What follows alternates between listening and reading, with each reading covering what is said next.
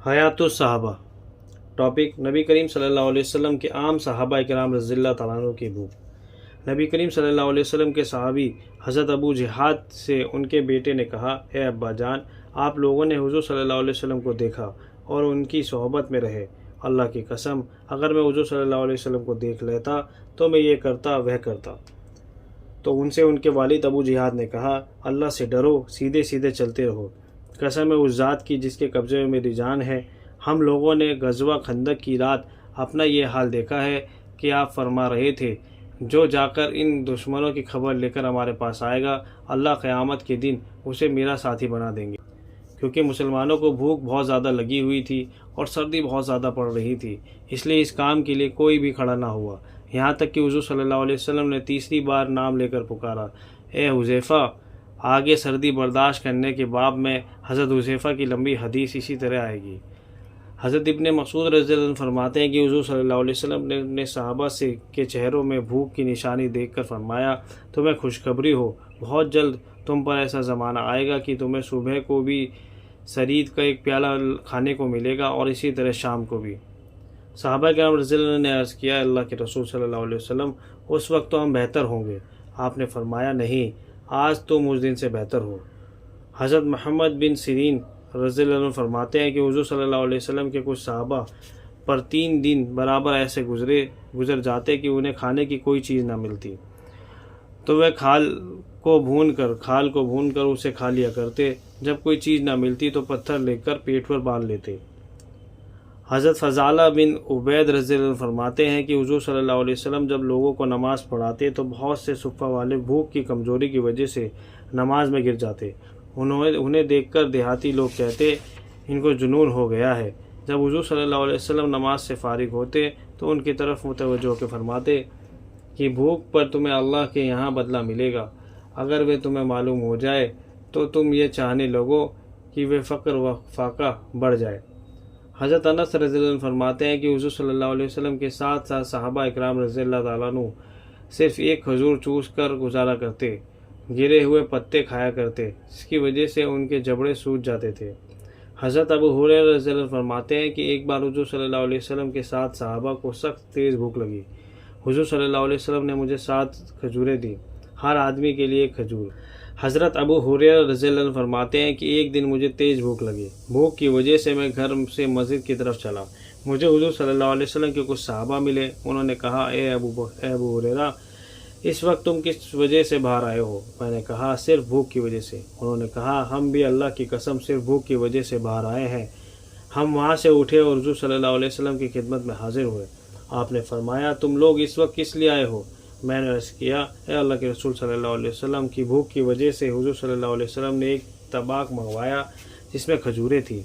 آپ نے ہر آدمی کو 2 کھجوریں دی، فرمایا: یہ 2 کھجوریں کھا لو، اوپر سے پانی پی لو، انشاءاللہ یہ آج کے دن کے لیے کافی ہو جائیں گے۔ حضرت ابو ہریرہ رضی اللہ عنہ فرماتے ہیں میں نے 1 کھجور کھا لی، دوسری کھجور اپنی لنگی میں رکھ لی۔ حضور صلی اللہ علیہ وسلم نے فرمایا: اے ابو ہریرہ، تم نے یہ کھجور کیوں رکھی ہے؟ میں نے کہا: میں نے اپنی ماں کے لیے رکھی ہے۔ آپ نے فرمایا: تم اسے کھا لو، ہم تمہیں تمہاری ماں کے لیے 2 کھجوریں اور دے دیں گے۔ اس لیے آپ نے ماں کے لیے 2 کھجوریں اور دی۔ حضرت انس رضی اللہ عنہ فرماتے ہیں کہ حضور صلی اللہ علیہ وسلم خندق کی طرف تشریف لے گئے تو مہاجرین اور انصار صبح سخت سردی میں خندق کھود رہے تھے۔ ان کے پاس غلام نہیں تھے جو ان کا یہ کام کر دیتے۔ حضور صلی اللہ علیہ وسلم نے ان کی تھکن اور بھوک کو دیکھ کر فرمایا: اے اللہ، اصل زندگی تو آخرت کی زندگی ہے، اس لیے آپ انصار اور مہاجرین کی مغفرت فرما دیں۔ صحابہ اکرام رضی اللہ عنہ نے حضور صلی اللہ علیہ وسلم کے جواب میں یہ شعر پڑھا: ہم نے محمد صلی اللہ علیہ وسلم کی اس بات پر بیعت کی ہے کہ جب تک دنیا میں رہیں گے جہاد کرتے رہیں گے۔ حضرت انس رضی اللہ عنہ فرماتے ہیں کہ مہاجرین اور انصار مدینہ کے آس پاس خندق کھود رہے تھے، اپنی کمر پر مٹی اٹھا کر باہر لا رہے تھے اور یہ کہتے جاتے: ہم لوگوں نے محمد صلی اللہ علیہ وسلم کی اس بات پر بیعت کی ہے کہ جب تک دنیا میں رہیں گے اسلام پر چڑھتے رہیں گے۔ حضور صلی اللہ علیہ وسلم ان کے جواب میں یہ فرماتے: اے اللہ، اصل بھلائی تو آخرت کی بھلائی ہے، اس لیے مہاجرین اور انصار میں برکت عطا فرما۔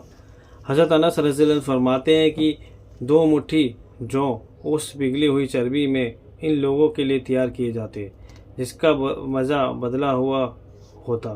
پھر ان کے سامنے رکھ دیا جاتا۔ یہ لوگ بھوکے ہوتے اس لیے کھا جاتے، حالانکہ یہ کھانا بدمزہ، حلق میں اٹکنے والا، کچھ بدبودار ہوتا۔ حضرت جابر رضی اللہ عنہ فرماتے ہیں کہ ہم غزوہ خندق کے دن خندق کھود رہے تھے کہ ایک سخت اور بڑی چٹان سامنے آ گئی۔ صحابہ نے حضور صلی اللہ علیہ وسلم کی خدمت میں آ کر عرض کیا کہ خندق میں ایک سخت چٹان آ گئی ہے جس پر کدال اثر ہی نہیں کر رہا۔ آپ نے فرمایا اچھا، میں خود خندق میں اترتا ہوں۔ پھر آپ کھڑے ہوئے، آپ کے پیٹ پر بھی ایک پتھر بندھا ہوا تھا۔ ہم سب نے 3 دن سے کوئی چیز نہ رکھی تھی۔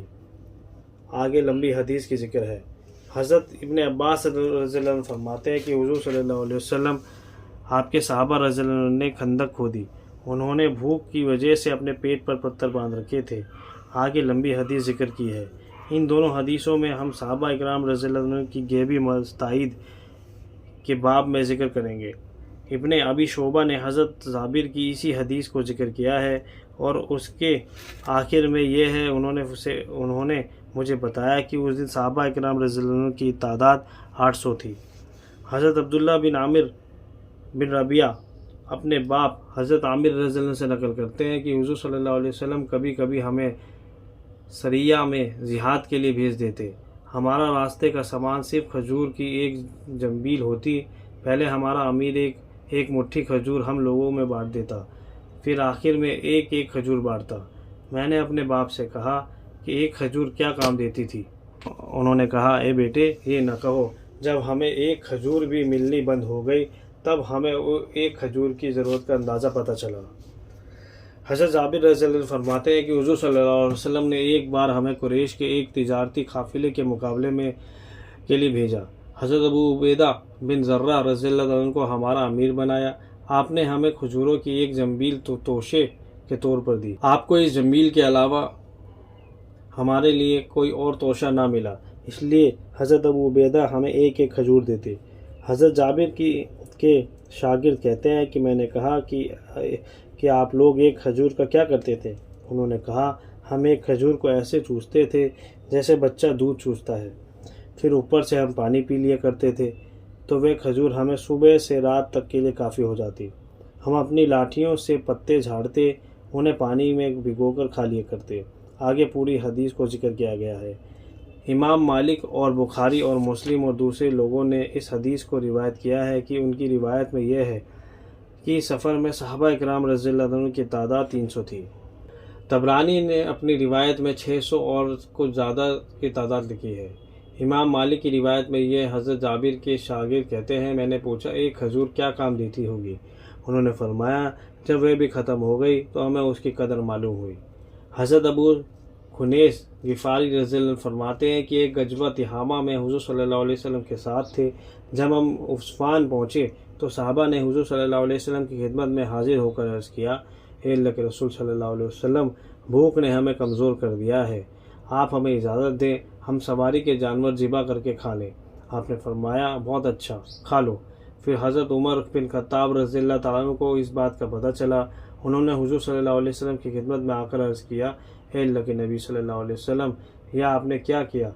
آپ نے لوگوں کو سواری کے جانور ذبح کرنے کا حکم دے دیا، اس طرح تو سواریاں ختم ہو جائیں گی تو لوگ پھر کس طرح سوار ہوں گے؟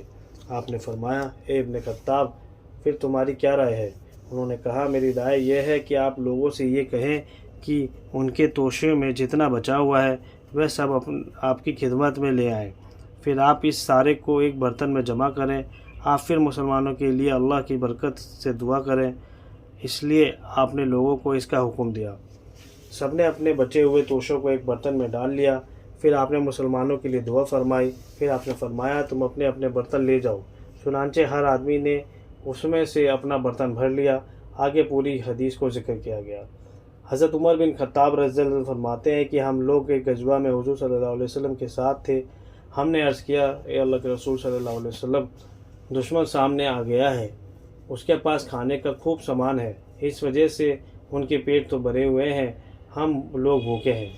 اس پر انصار نے کہا کیا ہم اپنے اونٹ ذبح کر کے لوگوں کو نہ کھلا دیں؟ حضور صلی اللہ علیہ وسلم نے فرمایا جس کے پاس جو کچھ بچا ہوا کھانا ہے وہ اسے لے آئے۔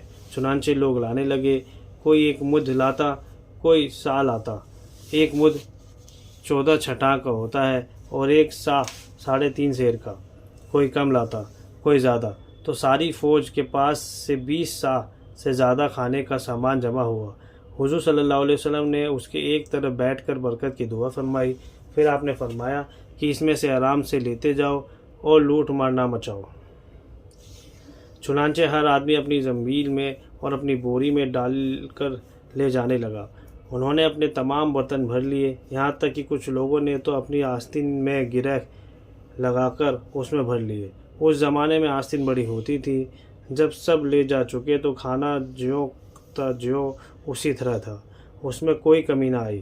پھر حضور صلی اللہ علیہ وسلم نے ارشاد فرمایا، میں گواہی دیتا ہوں کہ اللہ کے سوا کوئی معبود نہیں اور میں اللہ کا رسول ہوں۔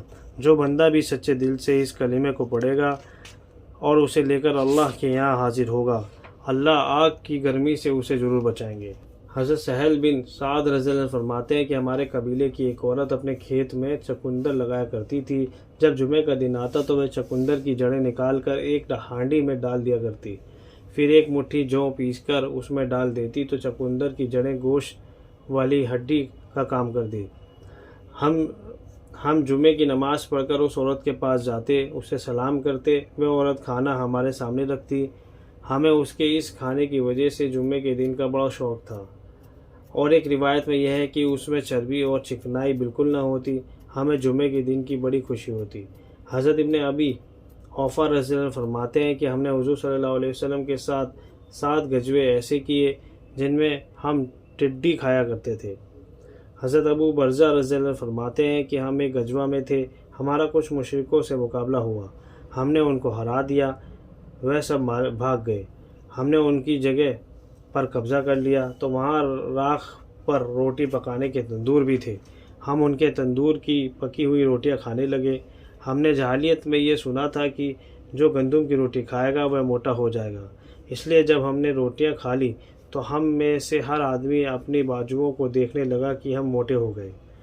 امام حیثمی نے فرمایا کہ ایک روایت میں یہ بھی ہے کہ ہم لوگ غزوہ خیبر کے دن حضور صلی اللہ علیہ وسلم کے ساتھ تھے، ہمارا دشمن میدہ کی روٹیاں چھوڑ کر بھاگ گیا۔ حضرت ابو ہریرہ رضی اللہ عنہ فرماتے ہیں کہ جب ہم نے خیبر فتح کر لیا تو کچھ یہودیوں کے پاس سے ہمارا گزر ہوا تو جو اپنے تندور کی راکھ میں روٹیاں پکا رہے تھے، ہم نے ان کو وہاں سے بھگایا، وہ روٹیاں چھوڑ کر بھاگ گئے۔ پھر ہم نے ان روٹیوں کو آپس میں بانٹا، مجھے بھی روٹی کا ایک ٹکڑا ملا جس کا کچھ حصہ جلا ہوا تھا۔ میں نے یہ سن رکھا تھا کہ جو گندم یعنی گیہوں کی روٹی کھائے گا وہ موٹا ہو جائے گا، اس لیے روٹی کھا کر میں اپنے بازوؤں کو دیکھنے لگا، کیا میں موٹا ہو گیا ہوں؟